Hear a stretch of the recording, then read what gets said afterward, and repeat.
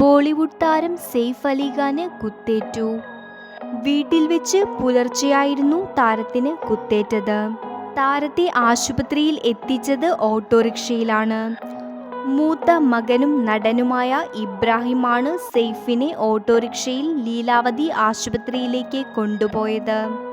ഗുരുതരമായി പരിക്കേറ്റ് രക്തം വാർന്ന പിതാവിനെ പെട്ടെന്ന് ആശുപത്രിയിൽ എത്തിക്കാനാണ് ഇബ്രാഹിം ഓട്ടോറിക്ഷ വിളിച്ചത് എന്നാണ് റിപ്പോർട്ടുകൾ. വീട്ടിലെ കാറെടുത്ത് പോകാനായില്ലെന്നും ടാക്സി വിളിച്ച് സമയം കളയേണ്ടെന്നും കരുതിയാണ് ഓട്ടോ വിളിച്ചതെന്നും റിപ്പോർട്ടുകൾ പറയുന്നു. ബാന്ദ്രയിലെ വീട്ടിൽ നിന്ന് 2 കിലോമീറ്റർ അകലെയാണ് ആശുപത്രി. ഓട്ടോയിൽ ഇബ്രാഹിമും സെയ്ഫുമാണ് ഉണ്ടായിരുന്നത്.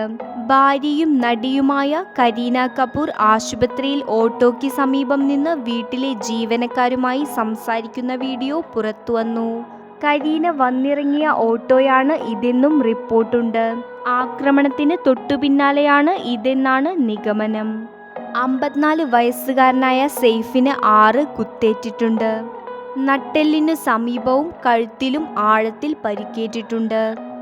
മോഷണ ശ്രമത്തിനിടെ ഉണ്ടായ ആക്രമണമാണോ എന്നടക്കം പരിശോധിക്കുകയാണെന്ന് പോലീസ് വ്യക്തമാക്കി.